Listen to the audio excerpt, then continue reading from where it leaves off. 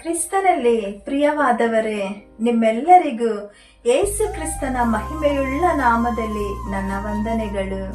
ಈ ದಿನದ ದೇವರ ವಾಕ್ಯದ ಭಾಗ ಕೊಲೊಸ್ಸೆಯವರಿಗೆ ಬರೆದ ಪತ್ರಿಕೆ 3ನೇ ಅಧ್ಯಾಯ 10ನೇ ವಚನ. ಈ ಸ್ವಭಾವವು ಅದನ್ನು ಸೃಷ್ಟಿಸಿದಾತನ ಹೋಲಿಕೆಯ ಮೇರೆಗೆ ದಿನೇ ದಿನೇ ನೂತನವಾಗುತ್ತಾ ಪೂರ್ಣ ಜ್ಞಾನವನ್ನು ಉಂಟು ಮಾಡುತ್ತದೆ. ಮೊದಲ ಮನುಷ್ಯನು ಬಿದ್ದು ಹೋದ ಮೇಲೆ ಮನುಷ್ಯನು ದೇವರ ಸ್ವರೂಪವನ್ನು ಕಳೆದುಕೊಂಡನು. ಅದಕ್ಕಾಗಿ ತನ್ನ ಫಲವಾದ ಮಗನನ್ನು ತನ್ನ ಹಾಗೆ ಸೃಷ್ಟಿಸುವುದಕ್ಕೆ ಈ ಭೂಮಿಗೆ ಕಳಿಸಿಕೊಟ್ಟನು. ಯೇಸು ಗೋಧಿಯ ಕಾಳಾಗಿ ಮರಣಿಸಿ ಹೊಸ ಸೃಷ್ಟಿಗಳಾದ ನಿಮ್ಮನ್ನು ಉಂಟು ಮಾಡಿದನು.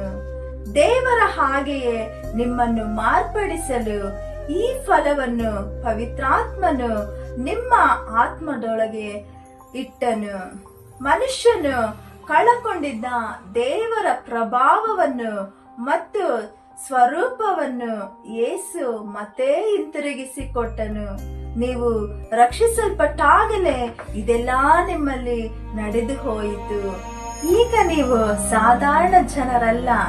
ಹೇಗೆ ಒಂದು ಚಿಕ್ಕ ಕಾಳಿನೊಳಗೆ ಒಂದು ಮರದ ಪರಿಪೂರ್ಣತೆಯೆಲ್ಲ ಅಡಗಿದೆಯೋ, ಹಾಗೆಯೇ ದೈವತ್ವವು ಎಲ್ಲಾ ಸಂಪೂರ್ಣತೆಯು ನಿಮ್ಮೊಳಗೆ ಅಡಗಿದೆ. ದೇವರಲ್ಲಿರುವ ಶಕ್ತಿ ಈಗ ನಿಮ್ಮೊಳಗೂ ಕೂಡ ಇದೆ. ಕ್ರಿಸ್ತನಿಂದ ನಿಮಗೆ ದೈವಿಕ ಸ್ವಭಾವವು, ಜೀವವು, ತಲಾಂತುಗಳು, ಅಧಿಕಾರಗಳು ದೊರಕಿವೆ. ನಿಜವಾಗಲೂ ನೀವು ಚಿಕ್ಕ ದೇವರುಗಳು. ನೀವು ಅದ್ಭುತವಾದವರು. ಆದ ಕಾರಣ ಪ್ರಭಾವದ ಮೇಲೆ ಪ್ರಭಾವವನ್ನು ಹೊಂದಿ ಕ್ರಿಸ್ತನೊಳಗೆ ನೂತನ ಜೀವಿತವನ್ನು ಹೊಂದಿಕೊಂಡು ಸಂತೋಷವಾಗಿ ಜೀವಿಸಿರಿ. ದೇವರು ತಾನೇ ನಿಮ್ಮನ್ನ ಆಶೀರ್ವದಿಸಲಿ. ಆಮೇನ್. God bless you.